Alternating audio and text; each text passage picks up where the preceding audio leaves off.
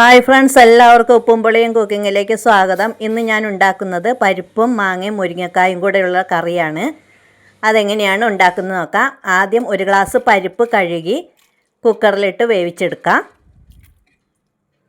അതിലേക്ക് ആവശ്യമായ ഉപ്പ് ചേർത്ത് കൊടുക്കുക. ഞാൻ 1/2 ടേബിൾ സ്പൂൺ ഉപ്പ് ചേർക്കുന്നുണ്ട്. 2 ഗ്ലാസ് വെള്ളം ഒഴിച്ച് അതൊന്ന് വേവിച്ചെടുക്കാം. ഇപ്പോൾ ഒരു വിസിലടിച്ചപ്പോൾ അത് വെന്ത് കിട്ടിയിട്ടുണ്ട്. ഇനി അതിലേക്ക് 2-3 പച്ചമുളക് കീറിയിടുക.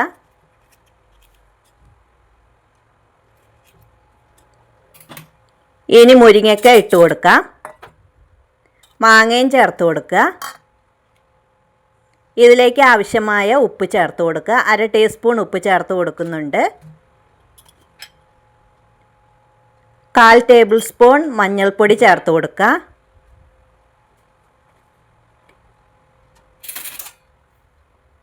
1/2 ടേബിൾ സ്പൂൺ മുളക് പൊടി ചേർത്ത് കൊടുക്കാം.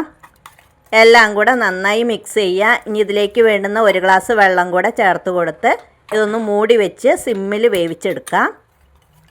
ഇത് കുക്കറിൽ അടിക്കേണ്ട ആവശ്യമില്ല. മൂടി വെച്ച് ഒരു 5 മിനിറ്റ്, ഒരു 10 മിനിറ്റ് ആകുമ്പോൾ തന്നെ വെന്ത് കിട്ടിക്കോളും.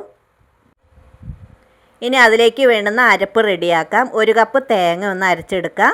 ഇതിലേക്ക് വേണമെങ്കിൽ ജീരകം ചേർക്കാം. ജീരകം ചേർക്കാതെയും നമുക്ക് ഉണ്ടാക്കാവുന്നതാണ്. ഇപ്പം മുരിങ്ങക്കായും മാങ്ങയൊക്കെ വെന്ത് കിട്ടിയിട്ടുണ്ട്. അതിലേക്ക് ഈ അരച്ച തേങ്ങ ചേർത്ത് കൊടുക്കാം. ഞാൻ ജീരകം ചേർത്ത് ഉണ്ടാക്കിയിട്ടുണ്ട്. ഇതിപ്പോൾ ജീരകം ചേർക്കാതെ ഒന്ന് ഉണ്ടാക്കി നോക്കിയതാണ്. ആവശ്യമായ ഉപ്പും കൂടെ ചേർത്ത് കൊടുക്കുക. ഇനി അതൊന്ന് തിളച്ച് വരട്ടെ. തിളച്ച് വരുമ്പോൾ തീ ഓഫാക്കാവുന്നതാണ്.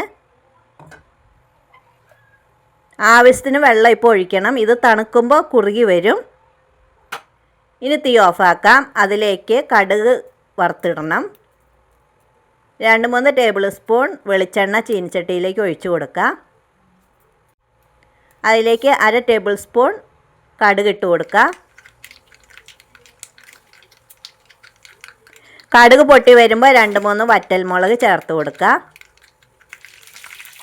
വറ്റൽമുളക് ഒന്ന് മൂത്ത് വരട്ടെ. വറ്റൽമുളക് മൂത്ത് കഴിയുമ്പോൾ അതിലേക്ക് കുറച്ച് കറിവേപ്പില ചേർത്ത് കൊടുക്കുക. ചെറിയ ഉള്ളി വഴറ്റിയും നമുക്ക് ഈ കറിയിലേക്ക് ചേർക്കാവുന്നതാണ്. ഞാനിപ്പോൾ കടുകും കറിവേപ്പിലയും മാത്രമേ ചേർക്കുന്നുള്ളൂ.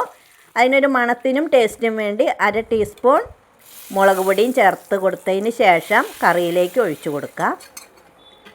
ഇപ്പോൾ നമ്മുടെ മുരിങ്ങക്ക, മാങ്ങ, പരിപ്പും കൊണ്ടുള്ള കറി ഇവിടെ റെഡി ആയിട്ടുണ്ട്. എല്ലാവരും ചെയ്ത് നോക്കാം. Thank you.